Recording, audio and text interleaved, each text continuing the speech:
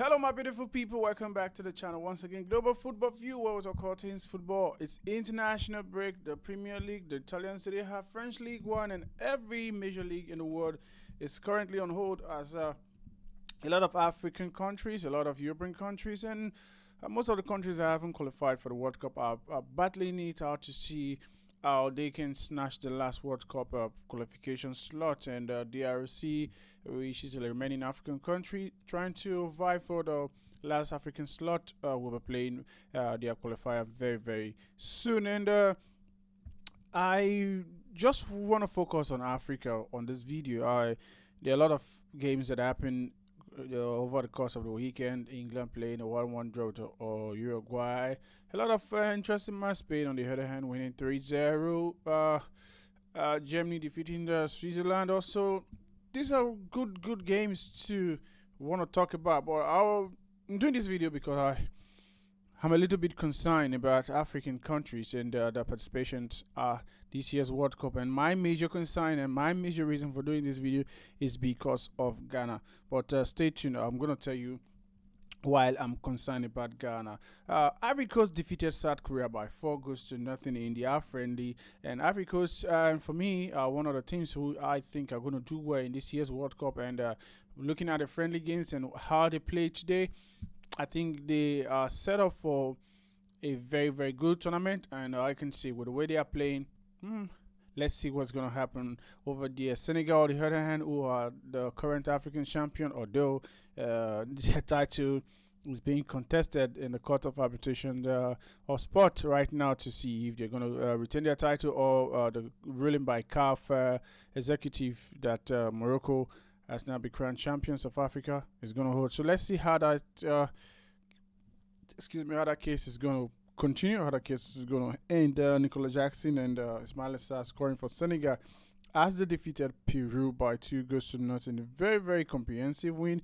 If you watch the game, if you watch how Senegal play, you can tell that these are truly the champions of Africa. My concern is not on Senegal and the champions that was declared. Morocco played at a 1-1 draw with Ecuador. Morocco played very, very well in this game. Do not let the scoreline deceive you. No, do not let the scoreline deceive you, because Morocco actually missed the penalty in this game, had a goal disallowed, and 4 equalizing in that game in the 88th minute Younis. So Morocco, for me, one of the countries that are really preparing for this World Cup. Not forgetting, Morocco are the only African nation who have made it to the semifinals of the World Cup. In the last World Cup in Qatar, they did make it to the semifinals. So Morocco are expected to do well or probably outperform themselves with this year's World Cup coming on, to see if they can also make it to the final this year. It's a very big task. It's a very huge task.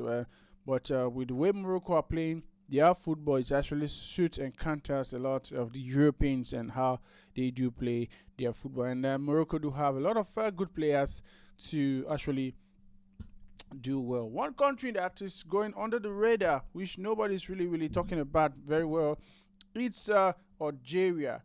Algeria is that country where you do not expect them to do beats, but they go on to shock you and do magic. And they defeated Guatemala by 7-0. Guatemala is not a powerhouse when it comes to football. It's not a country you look up and say, "Ooh, Algeria defeated Guatemala by 7-0." I know you're not going to say that. You're not going to be over the top with analyzing that game. But I can tell you, Algeria are preparing. Excuse me. Algeria are preparing really well for this World Cup, and with the way they are going, I'm seeing them to probably get to the quarterfinals and maybe make the semifinals of this year's World Cup. And also looking at the group they find themselves, it's not really that difficult for them to skate through that group. And for me, I'm counting on them to do something in this year's World Cup. Saudi Arabia lost to Egypt by 4-0. The North American seems like they are really well prepared for this World Cup that is coming on, and I think they are choosing their opponents for this friendly really wise to help them boost their confidence going into this World Cup. They're not trying to play top opposition to damper their confidence by losing with wide range of man that can quench their confidence even before going to the World Cup.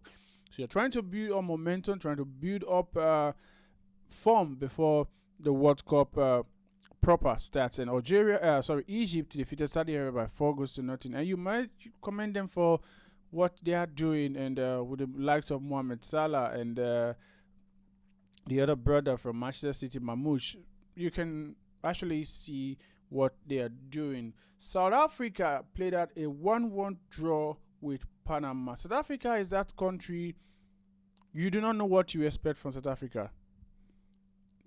You absolutely do not know what to expect from South Africa. And I'm not going to come here and tell you that, South Africa are going to do this, or South Africa will be eliminated in the first round. No, because South Africa, they will surprise you by doing too much, and they'll surprise you by doing not enough. So as for South Africa, no matter how they prepare, no matter what they do, I cannot come here and comprehensively tell you that this is what I'm expecting from South Africa, because at the end of the day, if you put too much expectations on South Africans, they will disappoint you. So their result against Panama, for me, doesn't tell the story. It doesn't tell who South Africa are and what they are going to do at this year's World Cup. But my major concern is Ghana. Yes, my major concern is Ghana. Ghana played Austria and they lost by 5-1. I'm not angry with the scoreline. In football, they say you lose some, you win some, and you draw some. I'm not complaining about the scoreline. Yes, you can lose to Austria, but 5-1? 5-1 for a country that want to go play England. You're losing 5-1 in a friendly against Austria. The players, I saw them yesterday running like headless chickens. Semenyo, what are you up to? I do not understand. That goalkeeper, what are you doing? Why? And the most annoying part is that the coach, I tell you, coming on the press conference and say you do not care what the social media people are talking on social media. My brother, if you understand the gravity of Ghana not making it to the next round in this World Cup, what it will do for social media, you will not be saying you do not care what the people in social media are talking about. Do you know how many Nigerians are waiting for Ghana to come back from this World Cup? Do you know how many Nigerians are waiting for Ghana to fail? Do you know how many Africans who are waiting on their keyboard to press to say and laugh at Ghana at this year's World Cup, and you are playing a friendly against Austria, you're losing 5-1? Is this the kind of representation you want to give West Africa at this year's World Cup? Is that what you are trying to say? Semenyo, you're supposed to be the talisman in this team. You're supposed to be the one leading this team. Thomas Partey, I know it has not been great for you at Villarreal, but you're supposed to be the leader of this team, the captain of this team. Are you? I know you've done your bit. Yes, I understand you have done your best. You have carried Ghana a lot. Yes, I understand.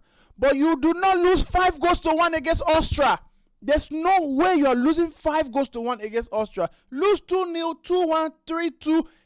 Looks more reasonable. You are running like headless chickens. All of you. Fatau running like headless chickens. You're playing these guys. Does this coach not understand tactical nuance? Does it not look at the opponent, understand that this is the strength of this play? You are running with Austria. That's their football. You need to calm the game down and not play to their hand. The players got tired towards the end of the game. That's why the score went up to 5-1. And you are saying you do not care what the social media corners are going to say. If you know what they are preparing for Ghana if they do not make the next round of this tournament, you will not be coming out and say you do not care what the people on social media are going to talk. I need people who understand football, people who understand tactics, people who understand that every opponent are not played the same way. Thomas Partey do not have the strength to run 90 minutes at 100 km/h. Jordan Ayew, He was the only one that can say, okay, yes, he had a good game. He didn't even have a good game, despite scoring in the game. Despite scoring the only goal in the game, he didn't have a good game. The goal he scored just paper over the crack. Semenyo, if it was Manchester City, we'll be seeing you running up and down, dribbling and doing one or two skills. But when it comes to Ghana, you can't do nothing. You can't do nothing. Please, I'm begging you guys. This coach, do well. Our next friendly, try as much as possible to look at the opponent you are playing and make tactical decision on how to play. I do not want to come here again and start ranting about your pattern of play, because it's not good. And if we continue like this, I swear we'll not get 1 point in that group. Ghana will not get 1 point in that group. I just hope you understand the gravity of what's happening. Like this video. If you like this video, let me know which African country are you expecting to do well at this year's World Cup. Till I see you again, stay safe. Peace out.